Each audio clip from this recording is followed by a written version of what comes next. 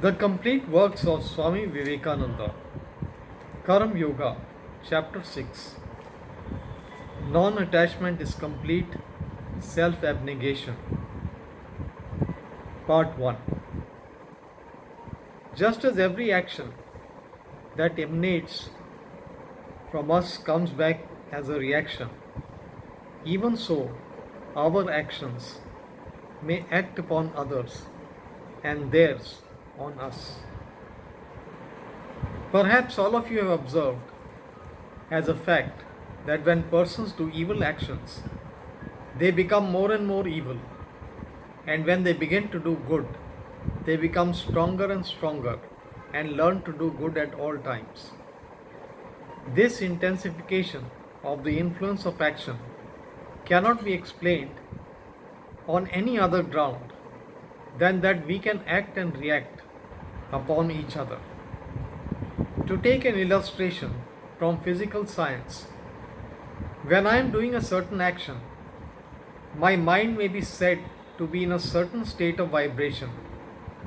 All minds which are in a similar circumstances will have the tendency to be affected by my mind.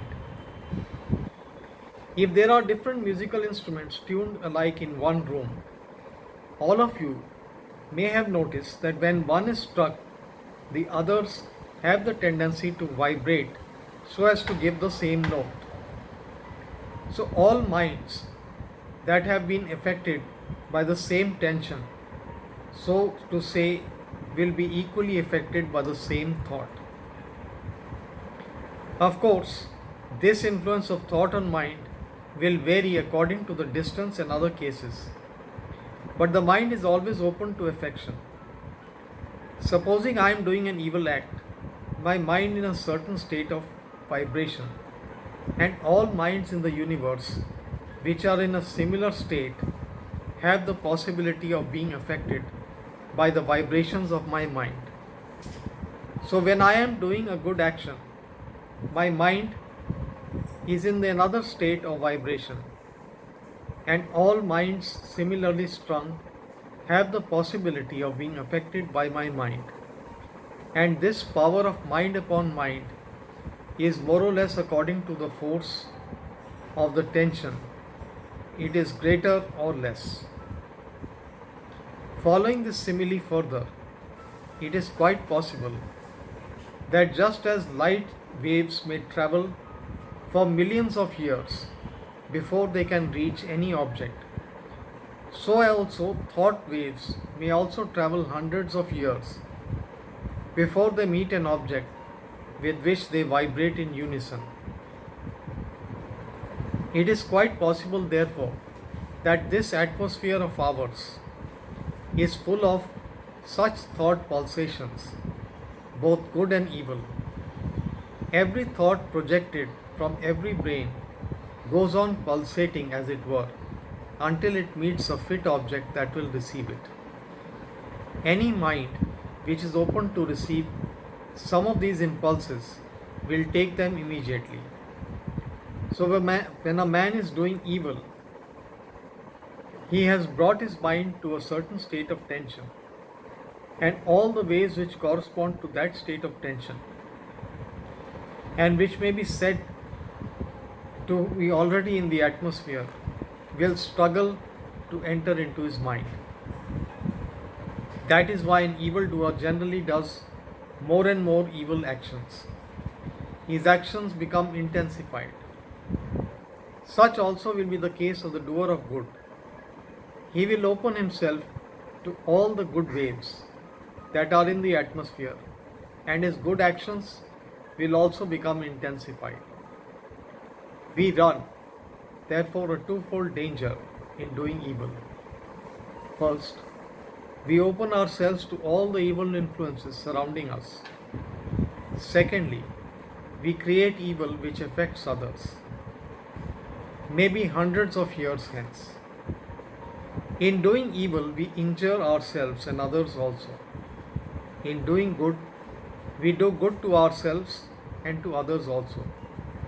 And like all other forces in man, these forces of good and evil also gather strength from the outside.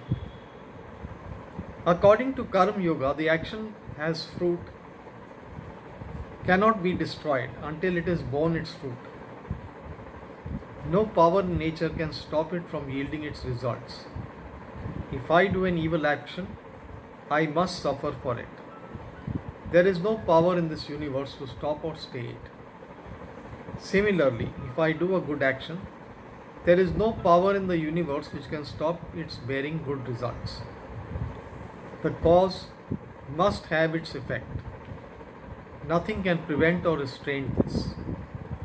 Now comes a very fine and serious question about Karma Yoga, namely that these actions of ours, both good and evil, are intimately connected with each other.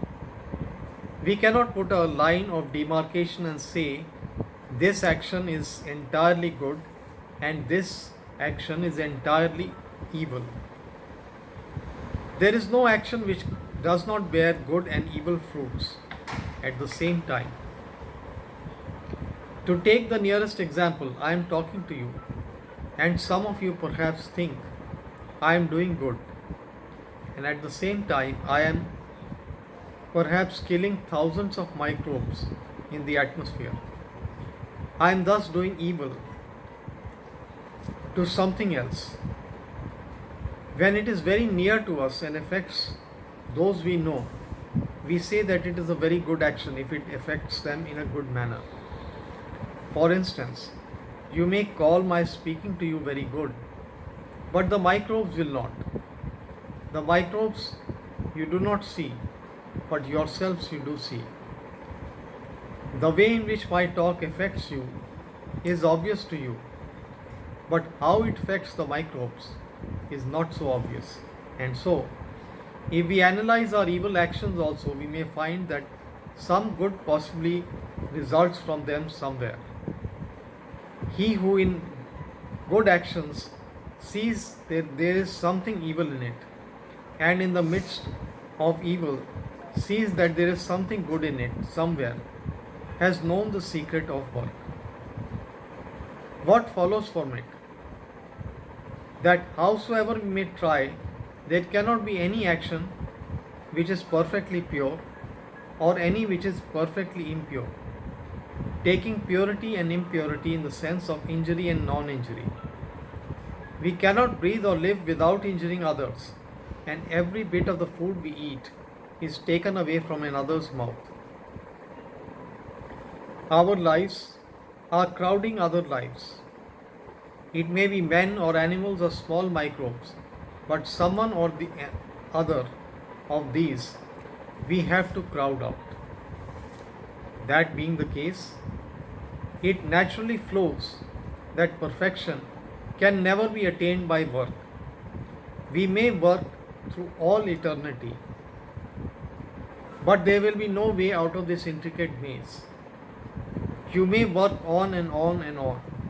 There will be no end to this inevitable association of good and evil in the results of work.